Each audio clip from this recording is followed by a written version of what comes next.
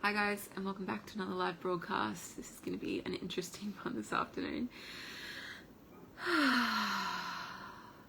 I've been wanting to film this video for, just today. Like it's I haven't really let this percolate. It's been, in some ways I have, because this kind of stuff has been sitting with me and coming up in me for a really long time. But then at the same time, I also feel like this is just brand new stuff. This is like only the last couple of days that this is I've been working with, like this part of myself and what I'm about to share with you. Full transparency, I'm in a bit of like a bind, I guess, right now. It's like a situation where I feel like there's some past trauma that's come up, and I feel like I'm revisiting the places and a time in my life when I felt completely out of my depth and so unbelievably like worthless and hopeless, and like I just couldn't do anything. And the specific circumstances aren't really important right now, / I don't really want to share them. But the feelings that they're giving rise to are feelings of being like trapped, even though it might not be like, the full truth about the reality that I'm experiencing right now, which it isn't. The part of me that is, I'm showing myself what I went through and what I was unable to process at the time. So trauma, right? Like anything that overwhelms our ability to cope. And what I'm sensing and what I'm feeling is just this unbelievable sense of being like, trapped, like feeling exhausted, like emotionally, spiritually, completely just depleted. And then also feeling like I had no other choice but to submit to it. Because it's like, if you're in an environment where you're, every kind of aspect of your existence is being controlled within an inch of your life, and then you are being, you're kind of cut off from any, your natural instinct and ability to provide for yourself and to be resourceful is kind of cut off. And that's what I'm feeling, is like I was in situations and places and around people and with, I just felt completely cut off from my own sense of inner resourcefulness, and like I couldn't access myself. And when I was walking along the beach this morning, because I've been journeying with this for a couple of days, when I was walking along the beach this morning, what became really apparent to me, and this is why I'm like, my hand is here, you'll notice it's just resting here. No matter what is going on, I always have access to my own voice. And this is something that I've disconnected from my ability to speak and disconnected myself from my own voice. But even in the times when I felt like I had to, I've still, even after all of that, like even after decades, or it's decades, I'm 30. Even after all that, there is a real sense of my voice is still here, and I still have access to my voice no matter what, which is why it's really important for me to be talking about this stuff. I feel like there's a sense of real empowerment in being able to, I think I've said this before on videos, being able to actually hear myself as I'm communicating things, and to remind the little parts of me, and they're not little anymore, they feel like they're really, like they're very much making themselves known now. And it's not just like, oh, there's this little bit of sadness. It's like, no, this is fucking, like, my body is just, it's almost like I've allowed my body to just take over my experience. And it's kind of like, I feel like I'm in a,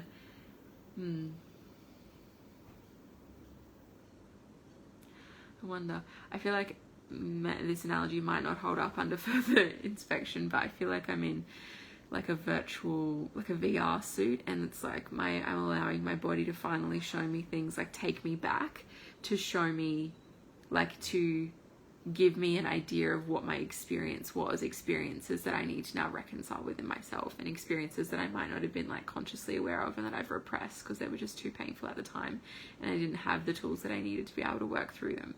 And so it's really important now, like I'm finding that, okay, so this is my tool, like this is, the only tool that I can kind of like grasp at right now, but I have it, and I have this, and this is why these, like I said, these videos are really important, because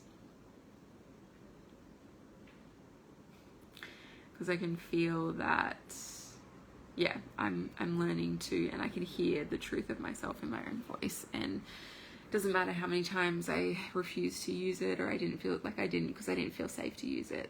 I still have it now, and right now I feel safe enough to communicate in this way using my voice. So that's what I'm going to use, and that's what I'm going to do. What's been coming up for me the last couple of days is just like the unbelievable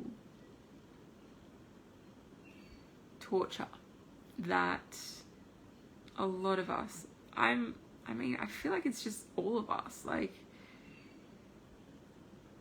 are subject to and have been subject to. I feel like I want to go slow with this. There's a voice in my head being like, slow down, Jay. But then I feel like, and this is the thing why we like speed so quickly through our lives, is because as soon as I slow down, then the emotion arises, and then it's like, oh, I can actually like feel this. Like it's not just like this is a very intellectual assessment of what is happening right now in Australia and in the world and in my life or in the past. It's like, I can feel this. This is fucking real. This is really fucking real. And that sucks. It's very, very, very uncomfortable, because it's like the way in which we were as children, and a lot of us were, just subject to this physical, not even physical, emotional, psychological, mental abuse. And I know a lot of people are going to want to disagree with that, and I know it feels really, I'm like sitting with it right now, it feels gross, and it feels so uncomfortable to actually even like admit that to ourselves, because it's like because if we admit that, then that means that we have to admit that and face the truth that our parents aren't the people that we thought they were, and that we weren't loved, and and that for me it's like, yeah, just knowing that I wasn't loved in the way that I needed to be loved, which sucks.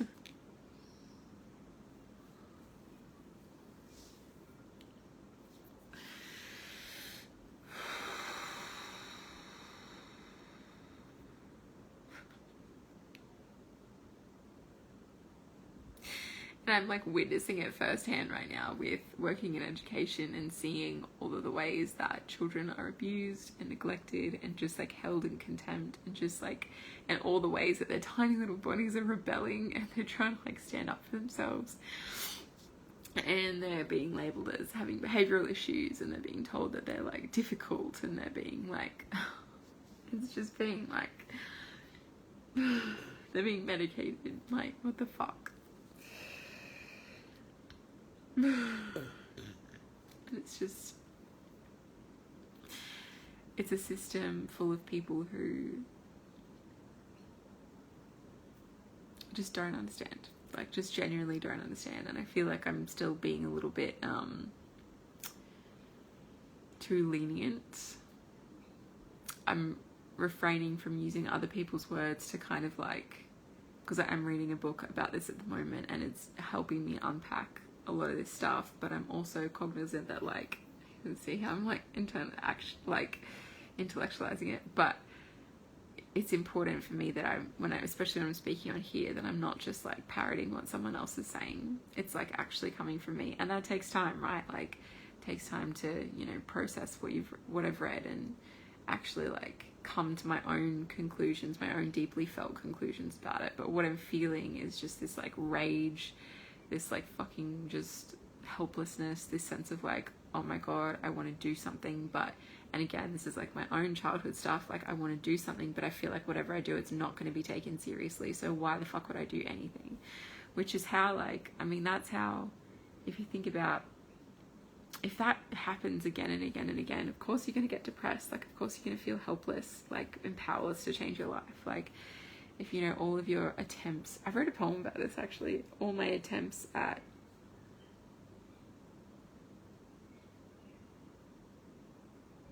when all my attempts at self-expression are met with hostility, what else could I believe except that there is something fundamentally wrong with me?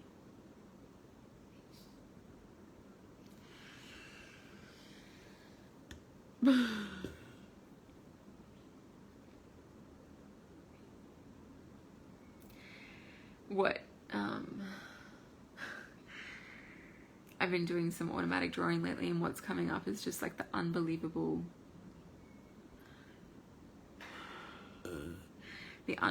conditioning that we've been subject to as human beings. And this, like, what? You can feel it, right? This continual programming to the point where it's like layer upon layer upon layer upon layer.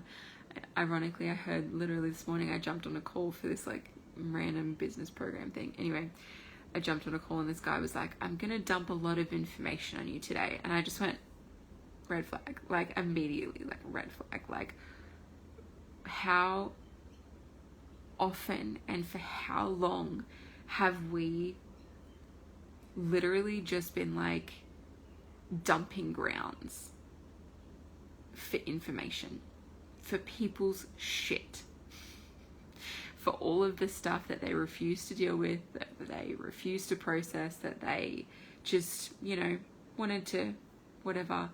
How often and for how long were we subject to just like, yeah, people's and it's this like what I feel like I'm showing myself, because right now I'm like, oh well, aren't I now just like doing that for you? But I'm trusting that, fuck, if you feel like this is a dumping ground, then just leave, just like close out of the video right now.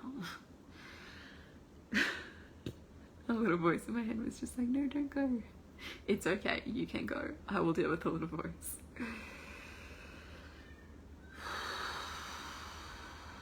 But it's like, yeah, it is. It's just this unbelievable layering and progression of information that we're just overloaded with.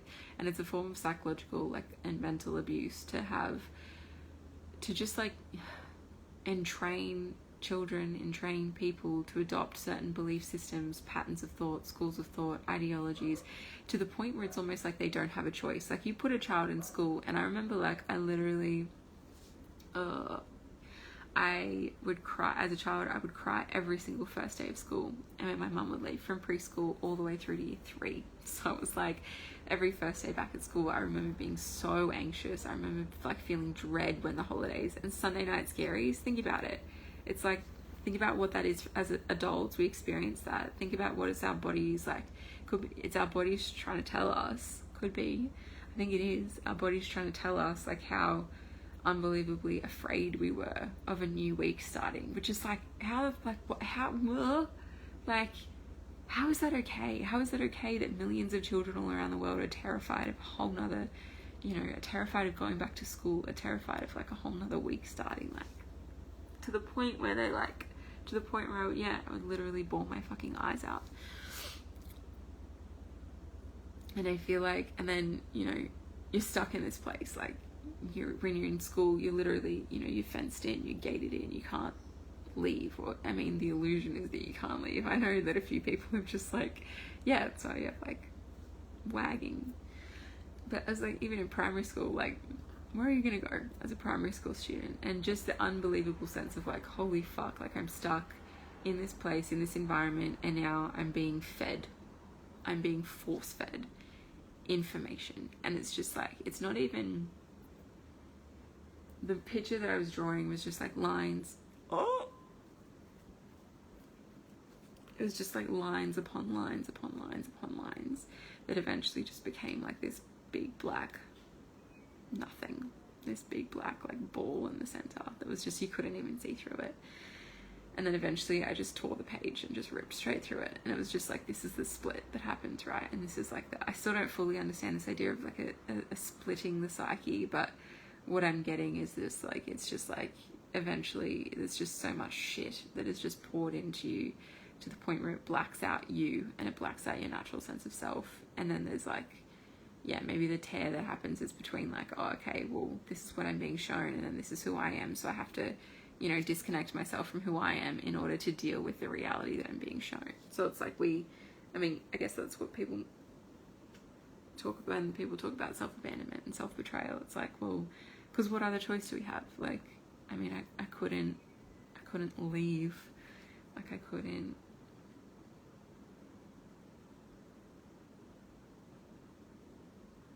When you're reliant, like I was so reliant on, I mean, as a child, I was reliant on my parents for shelter and for safety and for food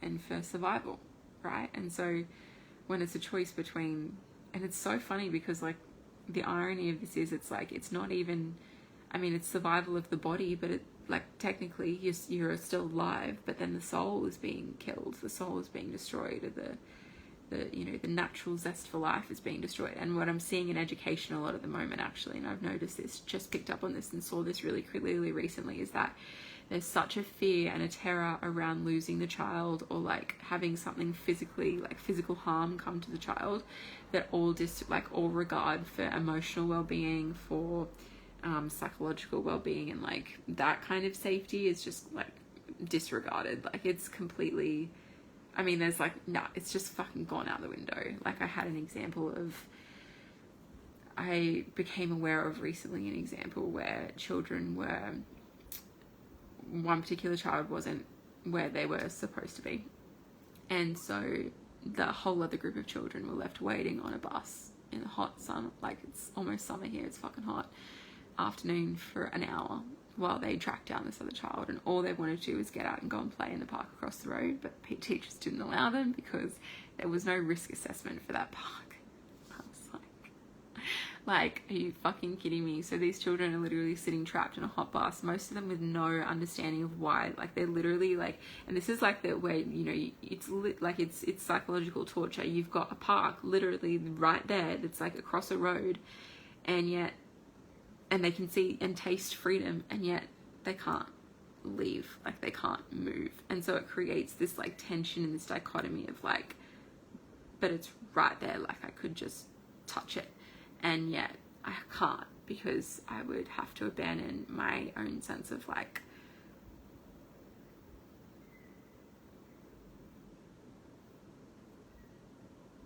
I would have to kill, no,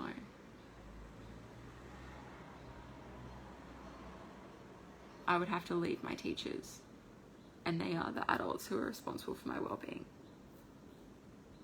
So it's just like, yeah, and then of course like a child learns to distrust their own ability to provide for their well-being, because it's like, well, you're telling me that like this is what's good for me, and I can clearly, you know. All right. I feel like I'm just gonna end it there, because I feel like there's so much more I could say, and maybe we'll do, I mean, apart, I'm sure I'm gonna keep talking about this. I can't not anymore. Yeah.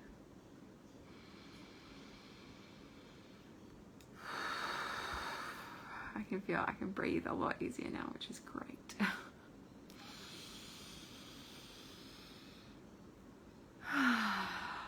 Yeah, I can feel some spaciousness coming back to my body.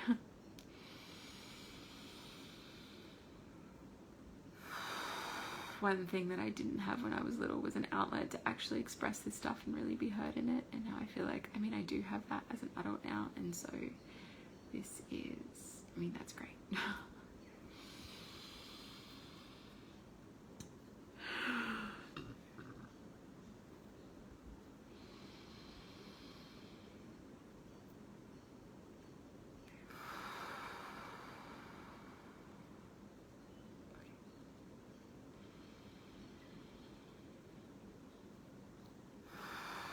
I'm gonna go. Have a beautiful rest of your day, or don't. Do whatever you want to do.